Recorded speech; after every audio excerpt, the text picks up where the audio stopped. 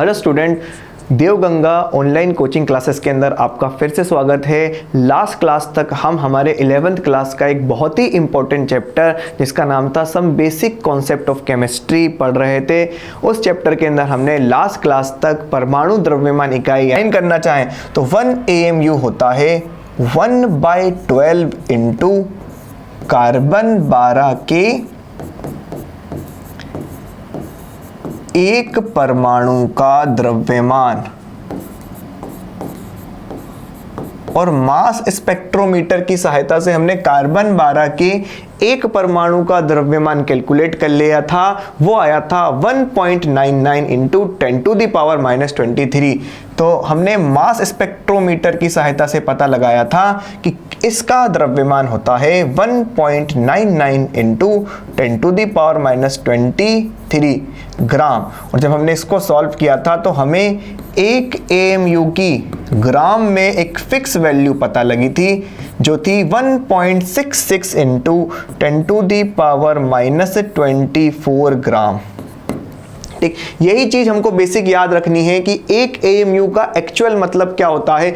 1 AMU का मतलब होता है ये वाला नंबर, या फिर अगर हमसे कोई 1 AMU को ग्राम के अंदर पूछता है तो 1 AMU को ग्राम के अंदर कितना कहते हैं, 1 AMU होता है 1.66 इंटू 10⁻⁻24 ग्राम। आज हम इसी से आगे कंटिन्यू करेंगे और एक बहुत ही इंपॉर्टेंट चीज सीखेंगे जिसको हम कहेंगे मोलर द्रव्यमान।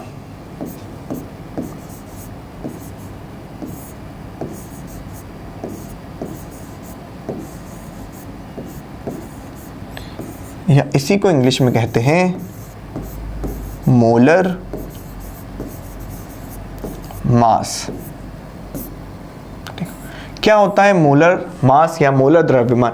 मोलर द्रव्यमान सीधी सिंपल भाषा के अंदर किसी भी तत्व के 1 मोल परमाणु या 1 मोल अणु या 1 मोल आयनों के द्रव्यमान को क्या कहा जाता है, मोलर द्रव्यमान कहा जाता है। अगर हम इसे डिफाइन करना चाहें मोलर द्रव्यमान को तो मोलर द्रव्यमान का मतलब होता है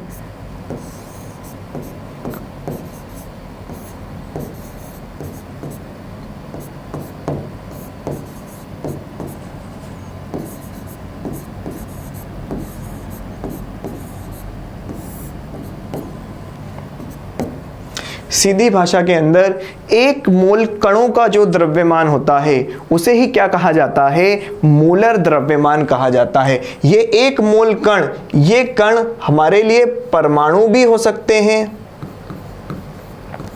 ये कण हमारे लिए अणु भी हो सकते हैं और यही कण हमारे लिए आयंस भी हो सकते हैं। यानी 1 मोल परमाणुओं के द्रव्यमान को भी मोलर द्रव्यमान कहा जाएगा, किसी अणु के 1 मोल अणुओं के द्रव्यमान को भी मोलर द्रव्यमान कहा जाएगा, और किसी तत्व के आयन बनते हैं तो उसके 1 मोल आयनों के द्रव्यमान को भी क्या कहा जाएगा, मोलर द्रव्यमान कहा जाएगा। यहाँ पर आपको अब जो सीखना है वो 1 मोल के बारे में सीखना है कि 1 मोल क्या होता है। तो देखो 1 मोल का सीधा मतलब होता है, 1 मोल का सीधा सिंपल मतलब होता है ये संख्या 6.022 इंटू 10⁻23 कण। और अगेन ये कण बच्चों क्या हो सकते हैं, ये कण परमाणु या अणु या आयन हो सकते हैं।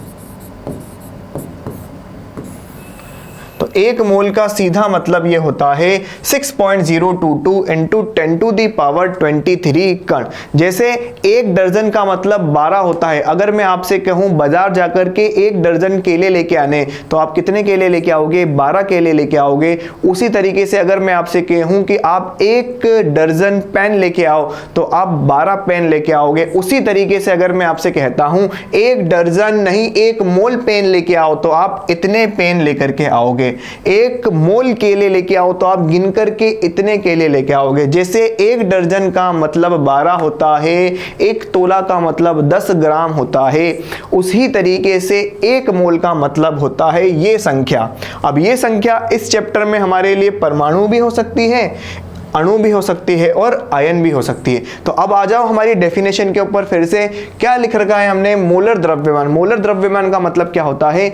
एक मोल कणों का द्रव्यमान। तो अगर मैं इसको दोबारा से डिफाइन करना चाहूं कि मोलर द्रव्यमान का मतलब एक मोल कणों का द्रव्यमान होता है और एक मोल कणों के अंदर इतने कण होते हैं, तो हम ये लिख सकते हैं 6.022 इंटू 10⁻23 कणों के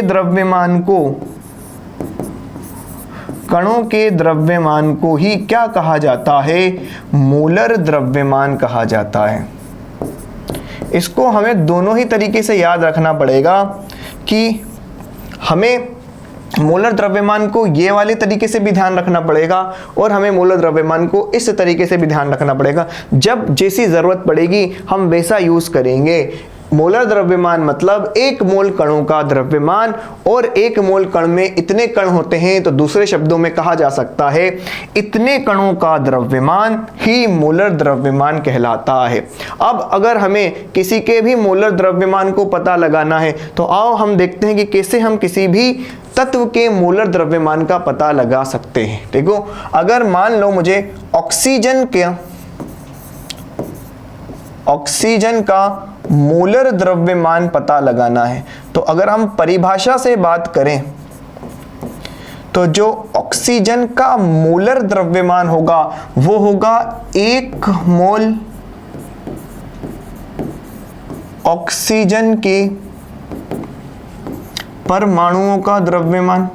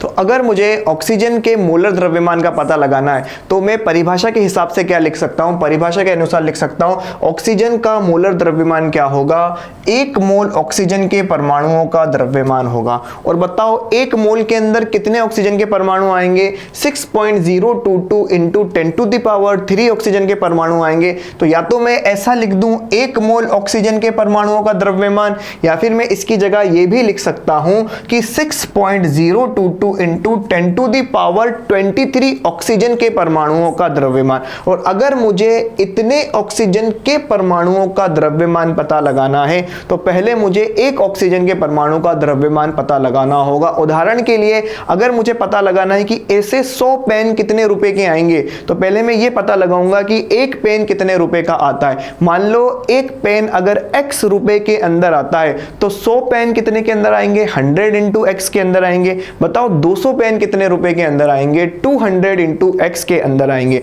तो अगर मुझे इतने सारे ऑक्सीजन के परमाणुओं का द्रव्यमान पता लगाना है, तो पहले मुझे पता लगाना पड़ेगा एक ऑक्सीजन के परमाणुओं का द्रव्यमान। अगर मुझे एक ऑक्सीजन के परमाणु का द्रव्यमान पता लग गया है, तो मैं 10 का भी निकाल सकता हूं, 20 का भी निकाल सकता हूं, 50 का भी निकाल सकता हूं, और बताओ इतने सारे ऑक्सीजन के परमाणुओं का द्रव्यमान भी निकाल सकता हूं। तो अगर मुझे इतने सारे ऑक्सीजन के परमाणुओं का द्रव्यमान पता लगाना है, तो मैं इसको लिख सकता हूं 6.022 इंटू 10⁻23 गुणा ऑक्सीजन के एक परमाणु का द्रव्यमान। इसको फिर से ठीक से समझ लेना कि 1 मोल ऑक्सीजन के मोलर का द्रव्यमान जैसा कि हमने यहाँ परिभाषा में भी लिखा है, मोलर द्रव्यमान क्या होता है? मोलर द्रव्यमान होता है 1 मोल कणों का द्रव्यमान, और 1 मोल के अंदर ये संख्या आती है। तो या तो आप ऐसा लिख लो 1 मोल कणों का द्रव्यमान, या फिर आप ऐसा लिख लो 6.022 इंटू 10⁻23 कणों का द्रव्यमान। उसी को क्या कहते हैं? मोलर द्रव्यमान कहते हैं।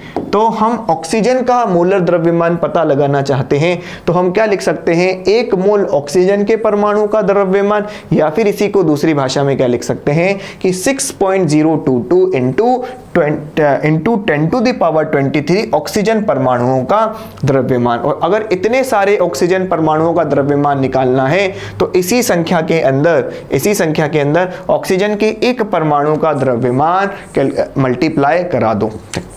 हमने लास्ट क्लास ये बात सीख रखी है 6.022 इंटू 10⁻23। बताओ ऑक्सीजन के एक परमाणु का द्रव्यमान कितना होगा? हमने लास्ट क्लास ऑक्सीजन के एक परमाणु का द्रव्यमान कैलकुलेट किया था और वो हमारे पास आया था 16 AMU। और अगर यही चीज मुझे ग्राम के अंदर पता लगानी है तो मैं AMU की ग्राम के अंदर वैल्यू लिखूंगा तो आएगा 6.022 इंटू 10⁻23 इंटू 16, और एक AMU की जगह हम लिख सकते हैं 1.66 इंटू 10⁻⁻24 ग्राम। तो अगर मुझे मोलर द्रव्यमान AMU में पता लगाना है तो उसका आंसर यही आएगा। और अगर मुझे मोलर द्रव्यमान AMU के स्थान के ऊपर ग्राम के अंदर अगर पता लगाना है तो हम एक AMU का ग्राम के अंदर मान जानते हैं, जो कि क्या होता है 1.66 इंटू, जो कि ग्राम के अंदर क्या होता है 1.66 इंटू 10⁻⁻24 ग्राम। अब अगर हम इस वाले नंबर को इस वाले नंबर से मल्टीप्लाई कराएं, ठीक, ध्यान रखना बीच में 16 को छोड़ रखा है, हम 6.022 इंटू 10⁻23 को 1.66 इंटू 10⁻⁻24 से अगर गुणा कराते हैं तो अप्रोक्स 1 आता है, एग्जैक्ट 1 नहीं आता है, अप्रोक्स यानी लगभग 1 आता है। तो अगर इन दोनों का गुणा लगभग 1 आ रहा है तो हम इन दोनों के मल्टीप्लाई को 1 मान लेते हैं। तो बताओ ऑक्सीजन का मोलर द्रव्यमान कितना आएगा? 16 ग्राम आएगा। तो यहां से इस पूरे कैलकुलेशन से मैं ऑक्सीजन के लिए, इस पूरे कैलकुलेशन से और जो हमने लास्ट क्लास AMU के बारे में पढ़ा था उस पूरे कैलकुलेशन से हम ऑक्सीजन के लिए 2 बातें लिख सकते हैं। वो कौन कौन सी 2 बातें लिख सकते हैं? हम ऑक्सीजन परमाणु के लिए 2 बातें लिख सकते हैं। पहला 16, दूसरा 16 ग्राम। अगर 16 AMU और दूसरा 16 ग्राम। अगर हमने ऑक्सीजन के लिए 16 AMU लिख रखा है तो इसका मतलब होता है ऑक्सीजन के एक परमाणु का द्रव्यमान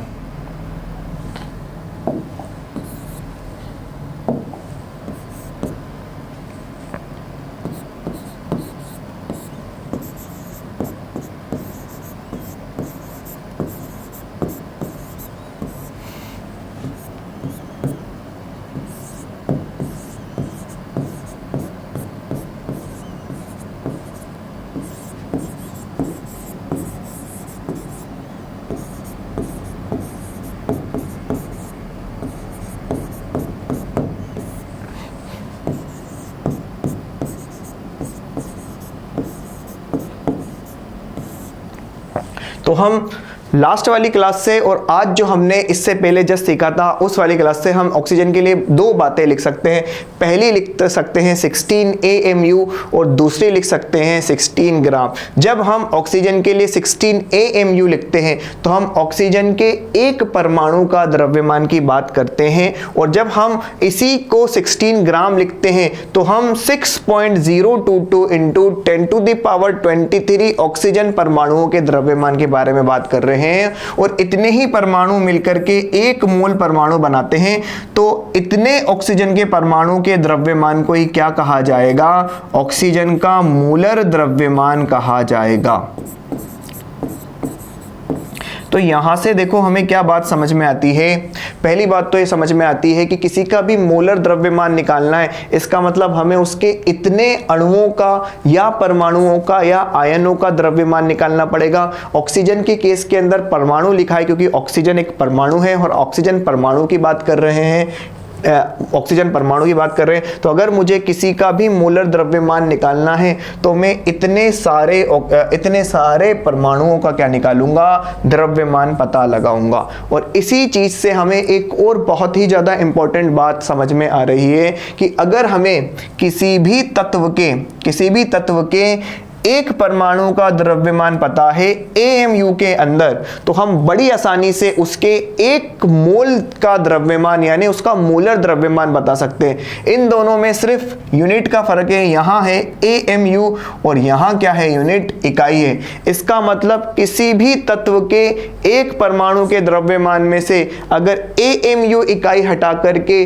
ग्राम इकाई लगाती जाती है तो वो उसके एक परमाणु के द्रव्यमान से उसके मोलर द्रव्यमान के अंदर परिवर्तित हो जाता है। तो यही सेम बात मैं नाइट्रोजन के लिए भी लिख सकता हूं। अगर मुझे नाइट्रोजन के एक परमाणु का द्रव्यमान पता है जो कि होता है 14 AMU, ये नाइट्रोजन के एक परमाणु का द्रव्यमान है। तो अगर मुझे नाइट्रोजन का मोलर द्रव्यमान पता लगाना है तो हम क्या करेंगे, हम इसी AMU को काय में परिवर्तित कर देंगे, ग्राम के अंदर परिवर्तित कर देंगे। तो बताओ इसके एक मोल का द्रव्यमान कितना हो जाएगा, 16 ग्राम हो जाएगा। और इसी को इसका क्या कहेंगे, मोलर द्रव्यमान कहेंगे। तो बस हमें तो अब यही चीज याद रखनी है कि अगर हमें किसी के एक परमाणु का द्रव्यमान पता है तो उसमें से AMU हटाओ, ग्राम लगाओ और वही क्या बन जाएगा, उसके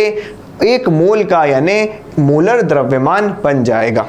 तो क्या ध्यान रखना है हमें ध्यान रखना है कि ऑक्सीजन क्या, हमें ध्यान रखना है कि एक मोल में मोलर द्रव्यमान में एक मोल कणों का द्रव्यमान आता है और एक मोल कण के अंदर इतने सारे कण आते हैं। और दूसरी इंपॉर्टेंट बात जो हमें याद रखनी है वो हमें याद रखनी है, अगर हमें किसी भी तत्व के एक परमाणु का द्रव्यमान पता है तो उसकी इकाई में से AMU हटाओ, ग्राम लगाओ, वो उसका मोलर द्रव्यमान बन जाएगा। उसी तरीके से हमने किसका कैलकुलेट किया, नाइट्रोजन का किया। उसी तरीके से बताओ सल्फर के लिए मैं क्या लिख सकता हूं, अगर मुझे सल्फर के एक परमाणु का द्रव्यमान AMU में पता है तो मैं उसका मोलर द्रव्यमान काय में लिख सकता हूं, ग्राम के अंदर लिख सकता हूं। उसी तरीके से बताओ हाइड्रोजन के लिए क्या हो जाएगा, जो हमने लास्ट क्लास के अंदर चेक किया था कि हाइड्रोजन के एक परमाणु का द्रव्यमान 1 AMU होता है तो हाइड्रोजन का मोलर द्रव्यमान कितना हो जाएगा,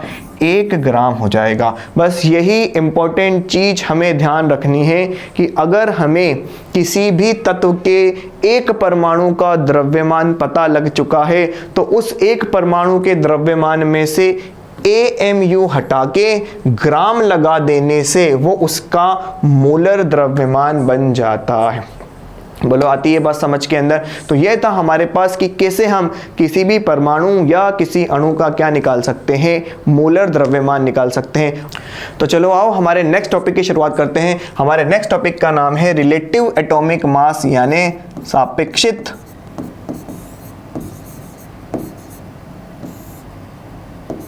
परमाणु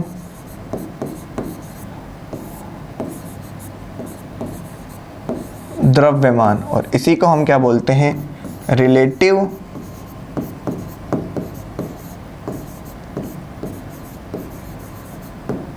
एटॉमिक मास। इसका सीधा सिंपल फॉर्मूला होता है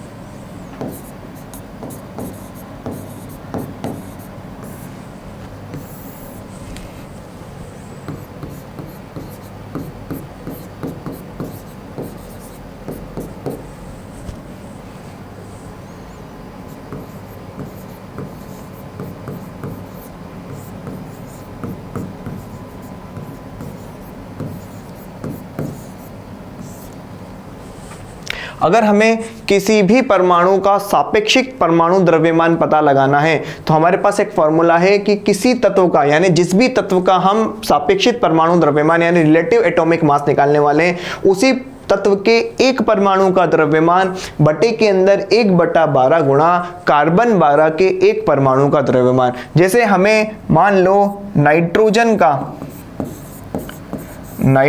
का रिलेटिव एटॉमिक मास पता लगाना है। क्या पता लगाना है? रिलेटिव एटॉमिक मास पता लगाना है। तो हम क्या लिखेंगे? नाइट्रोजन के एक परमाणु का द्रव्यमान, बताओ नाइट्रोजन के एक परमाणु का द्रव्यमान कितना होता है? 16 AMU और बटे में क्या आएगा? 1/12 गुणा कार्बन 12 के एक परमाणु का द्रव्यमान। और हम सब बड़ी अच्छी तरीके से इस चीज को समझ चुके हैं कि कार्बन 1/12 गुणा कार्बन 12 के एक परमाणु के द्रव्यमान को ही परमाणु द्रव्यमान इकाई यानी कि AMU कहा जाता है। AMU से AMU मर जाएगा और यहाँ पर नाइट्रोजन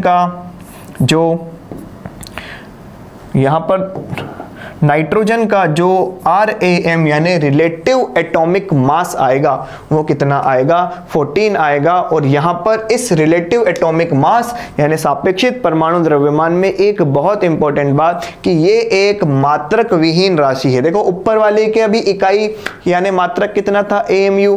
नीचे वाले का मात्रक भी कितना था? AMU। AMU से AMU कट गया। तो इंपॉर्टेंट बात याद रखना कि ये जो हमारा RAM है ये एक यूनिट लेस क्वांटिटी है। कैसी क्वांटिटी है? एक यूनिट लेस क्वांटिटी यानी मात्रक विहीन राशि है। तो आओ हम 3 चीज सीख चुके हैं। हम किसी तत्व के बारे के लिए 3 चीजें लिख सकते हैं।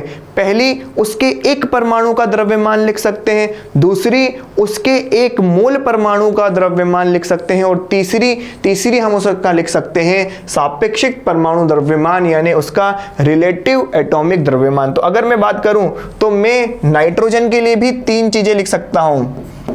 अगर मैं नाइट्रोजन परमाणु की ही बात करूं तो मैं नाइट्रोजन परमाणु के लिए 3 चीजें लिख सकता हूं। पहली 16 AMU, 14 AMU, दूसरी 14 ग्राम और तीसरी क्या लिख सकता हूं मैं नाइट्रोजन परमाणु के लिए ही सिर्फ 14। ठीक, तो अगर मैं AMU इकाई का उपयोग कर रहा हूं यानी AMU यूनिट मात्रक का इस्तेमाल कर रहा हूं तो मैं नाइट्रोजन के एक परमाणु के द्रव्यमान के बारे में बात कर रहा हूं। एक परमाणु के द्रव्यमान के बारे में बात कर रहा हूं। और अगर मैं AMU के स्थान पर ग्राम का इस्तेमाल कर रहा हूं तो मैं एक मोल परमाणु के द्रव्यमान यानी कि मोलर द्रव्यमान के बारे में बात कर रहा हूं। और अगर बिना किसी यूनिट के ये लिख रखा है सिर्फ 14 तो ये बताता है उसका सापेक्षिक परमाणु द्रव्यमान यानी रिलेटिव एटॉमिक मास। तीनों के अंदर सिर्फ इकाई का फर्क है। अगर हमने इकाई इस्तेमाल कर रखी है AMU तो वो एक परमाणु का द्रव्यमान होगा। अगर हमने इकाई इस्तेमाल कर रखी है ग्राम तो वो उसके एक मोल परमाणु का द्रव्यमान होगा। और अगर हमने इकाई इस्तेमाल कर रखी है, अगर हमने कोई इकाई इस्तेमाल नहीं कर रखी है, एक मात्रक विहीन राशि है, एक यूनिट लेस क्वांटिटी लिख रखी है तो वो उसका सापेक्षिक परमाणु द्रव्यमान यानी रिलेटिव एटॉमिक मास होगा। उसी तरीके से मैं ऑक्सीजन के लिए भी ये वाली बात लिख सकता हूं। अगर मैं ऑक्सीजन के लिए भी 3 बातें लिख सकता हूं। पहली 16 AMU, दूसरी 16 ग्राम और तीसरी क्या लिख सकता हूं? 16 लिख सकता हूं। यानी अगर मुझे किसी भी तत्व के एक परमाणु का द्रव्यमान पता है तो मुझे सिर्फ इकाई को चेंज करना है। मैं उसके एक मोल परमाणु का द्रव्यमान भी बता सकता हूं और मैं उसका रिलेटिव एटॉमिक मास भी बता सकता हूं। तो ये ध्यान रखना बड़े अच्छे तरीके से। जो चीज याद रखने वाली है और जो चीज आपको आगे तक याद रखनी है वो याद रखनी है।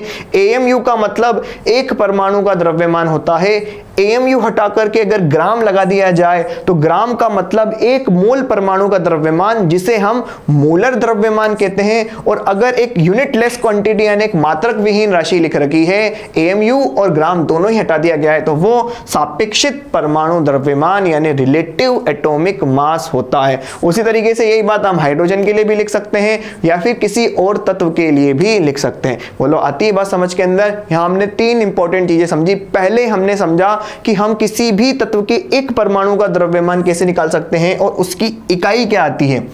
फिर हमने समझा हम उसी तत्व के एक मोल परमाणु का द्रव्यमान कैसे निकाल सकते हैं और उसकी इकाई क्या आती है। और फिर हमने लास्ट में सीखा सापेक्षित परमाणु द्रव्यमान। इसी के अंदर एक और बहुत इंपॉर्टेंट चीज, अगर हमें किसी भी परमाणु का, किसी भी तत्व के एक मोल परमाणु का यानी मोलर द्रव्यमान पता लगाना है तो हम क्या करते हैं, एमयू को काय में चेंज कर देते हैं, ग्राम में चेंज कर देते हैं। मतलब उसके एक परमाणु के द्रव्यमान को काय में चेंज कर देते हैं, ग्राम के अंदर चेंज कर देते हैं। तो कभी कभी इस क्वांटिटी को यानी मोलर द्रव्यमान को ग्राम परमाणु द्रव्यमान भी कहा जाता है।